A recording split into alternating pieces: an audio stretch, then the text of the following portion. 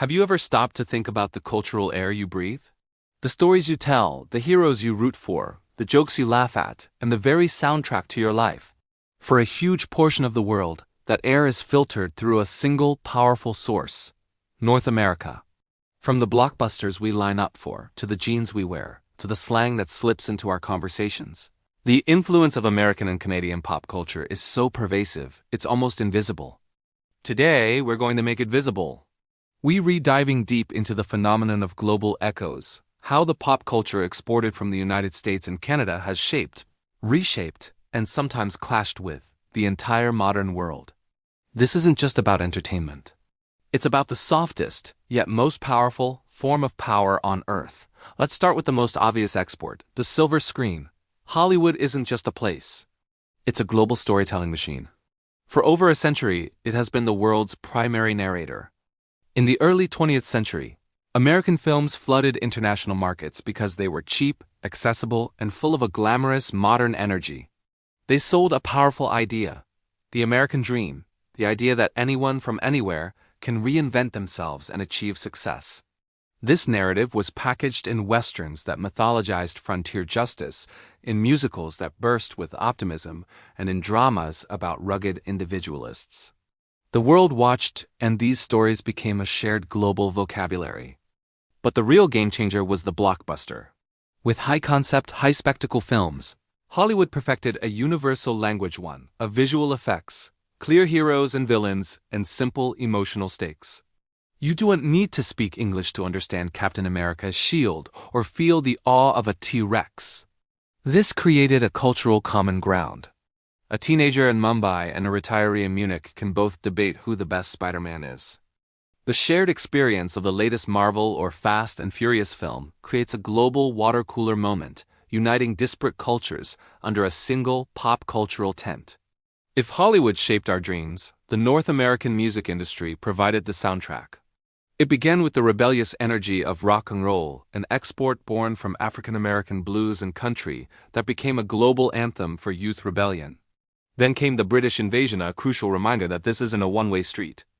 The Beatles and the Rolling Stones were obsessed with American blues and rock, repackaged it, and sent it back, supercharging the global conversation. But the next seismic shift was MTV. MTV didn't just sell music, it sold a lifestyle. It was a 24/7 commercial for American teen culture, the fashion, the attitudes, the aesthetics. Artists like Michael Jackson and Madonna became global deities not just through their sound but through their image. And then came the urban revolution, hip-hop. Hip-hop is perhaps the most potent cultural export of the last 50 years. It started as a voice for a marginalized community in New York and is now the world's dominant music genre. It's not just music. It's a culture of fashion, language, dance, and political expression. You can find local hip-hop scenes from Johannesburg to Jakarta, each adapting the form to tell their own stories, but using a framework built in America.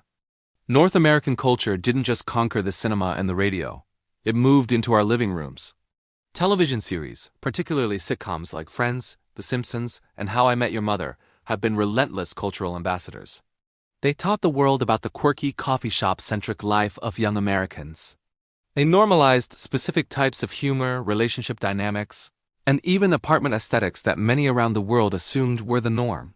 For millions, these shows were their first, and sometimes only window into the American way of life.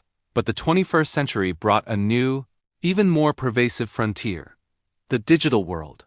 The platforms that connect the globe, Facebook, Twitter, Instagram, and now, dominantly, TikTok, are largely American creations.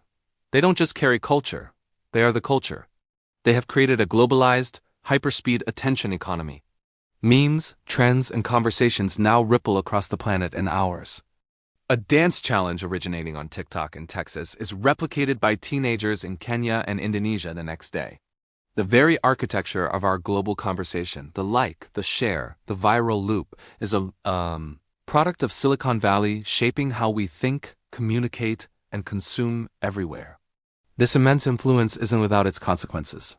And this is where the story gets complicated. The first major critique is cultural homogenization, or what some critics call the McDonaldization of the world. When you can find the same Starbucks, the same H&M, and watch the same Netflix show in dozens of countries, there's a risk that unique local cultures get flattened. Unique traditions, stories, and aesthetics can be drowned out by a tidal wave of commercially driven North American content. It can create a global monoculture where local identities are eroded in favor of a standardized consumerist identity. This leads to the second major reaction: pushback and cultural nationalism. Nations and cultures are not passive recipients. They adapt, they resist, and they create their own alternatives. France has long had quotas to protect its film and music industry from American dominance. And look at the rise of other cultural powerhouses. South Korea is the prime example. They took the American pop playbook, polished production, idol factories, cinematic universes, and infused it with their own unique language, aesthetics, and social values. Now, K-pop and K-dramas are a global phenomenon, a powerful counterflow demonstrating that cultural influence is no longer a one-way street. The world is engaging in a cultural conversation, not just listening to a monologue. We see this with Nigeria's Nollywood, India's massive domestic film industry, and the UK's constant cross-pollination with the US. The American echo is being met with powerful new voices. So where does this leave us? The era of unchallenged American cultural dominance may be peaking, but its influence is deeply embedded in our global foundation. The future looks less like a single, homogeneous culture and more like a kaleidoscope. Streaming algorithms cater to our niche tastes, allowing us to dive deep into Scandinavian noir or Turkish romance, often with the click of a button. We are moving from a broadcast model to a narrowcast model. But within that fragmentation, the North American template remains. The three-act story structure, the celebrity influencer model, the grammar of the pop song, these are often the starting points. The most exciting outcome is hybridization. The future of global culture is fusion. It's a Spanish-language reggaeton track sampling an 80s American rock song. It's an anime series drawing direct inspiration from Western superhero comics. It's as a filmmaker in Mexico using the language of Hollywood to tell a deeply local story that then wins a global audience. The influence of North American pop culture is a story of immense soft power, commercial savvy, and universal storytelling. It has given us shared myths and common ground. But it has also sparked vital conversations about identity, authenticity, and power. The global echoes of North American pop culture aren't fading. They're just changing. They're no longer a single booming voice, but one thread in a rich, complex, and endlessly fascinating global tapestry. We are all participating in this conversation, contributing our own echoes to the mix. So, what do you think? What is the most interesting North American cultural echo you've seen in your own part of the world? And what local culture do you see making waves globally? Let's continue this conversation down in the comments. Thanks for watching. If you enjoyed this deep dive, don't forget to like, subscribe, and hit that notification bell so you don't miss our next exploration. Until next time, stay curious.